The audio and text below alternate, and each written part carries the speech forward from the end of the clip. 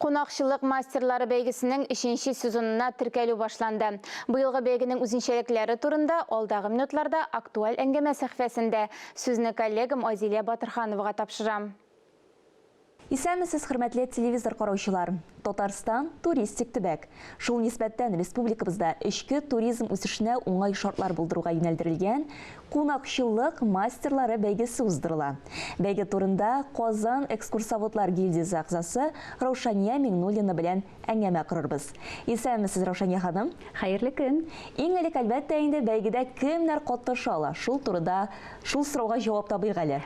Бу бәйгедә әлбәттә бөтен кеше, сәяхәт итәргә яратучылар да, студентлар да, инде гомерен шушы туризмга, эчке туризмга багышланган бөтен туристик фирмаларда, экскурсоводларда, ресторанда эшләүчеләрдә, ательеларда, санаторийларда эшләүчеләрдә барысы да, яисә менә хәзер бит инде безнең экологик маршрутлар, авыл хуҗалыгын үстерү, глэмпинглар, менә алар барысы да катнаша ала бу конкурста.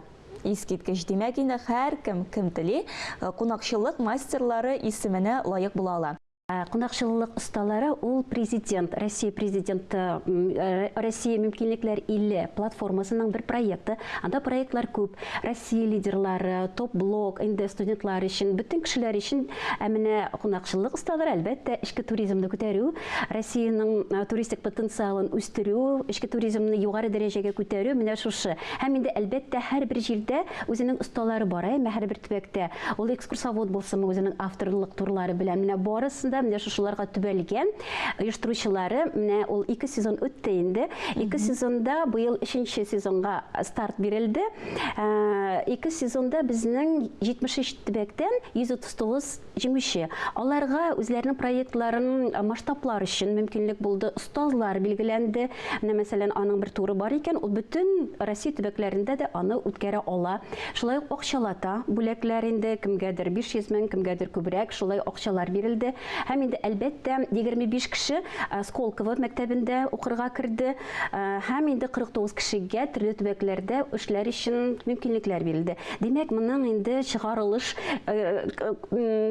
кешеләрне дип әйтәйин, җиңүчеләргә аның инде әлбәттә шушы моментлары Җәлеп итә алдык дип уйлыйм. Хәзер инде менә нәрсә эшләргә кирәк әлеге бәйгедә катнашу өчен? Бәйгедә катнашу өчен әлбәттә 5 апрельгә хәтле теркәлергә кирәк. Аннан соң безнең этап буенча апрель аенда булачак тест үтү. Тестта Россиянең син географиясын беләсеңме?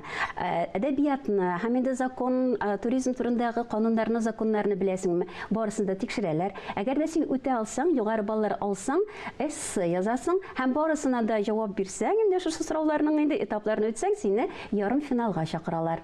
Быелгысы конкурс нәрсәсе белән аерыла. Бердән, һәрбер төбәктә, 75 төбәктә 10% безнең кунакчылык вәкилләре булдырылды. Мәсәлән, мин, безнең Татарстаннан Ләйлә Гомәрова, без инде менә шу конкурс турында сөйлибез. Һәм инде нәрсәсе белән аерыла 4 юнәлеш. Бу менеджерлар яисә югары дәрәҗәдәге идарәчеләр өчен, санаторийларның, рестораннарның, һәм инде хәтта комитетларда эшләүче, туризм комитетларында эшләүчеләр өчен дә. Икенчесе, ул стартаплар, идеяларың бар икән, яңа идеяларың, аны үстерә аласың. Өченчесе, менә студентлар өчен, студентлар, яшьләр 35 яшькә хәтле бу юнәлеш шикләнгән, 35 яшькә хәтле яшьләр, алар үзләренең проектларын булдыралар һәм аны яклыйлар, 1,5 миллион хәтле грантлар ота алалар. Һәм инде 4-нче юнәлеш ул территориялар үсеше. Анда инде менә үзебезнең Татарстанда авторлык турлары бар икән, минем үземнең инде әзер, менә шулай аерылабыз. Һәм тагын берсен әйтәсем килә, әйтергә оныткан, менә иң зур бүләк дип әйтәм инде, бу беренчедән шушы командада эшләү, бик күп танышларыбыз бит инде хәзер инде үзебезнең коллегаларыбыз туризм өлкәсендә, һәм инде безгә бүләк бирделәр. Россиянең теләсә кайсы төбәгенә безгә бер атналык сәяхәт. Ул инде бүләк булды, анысы да бик кызыксындыра.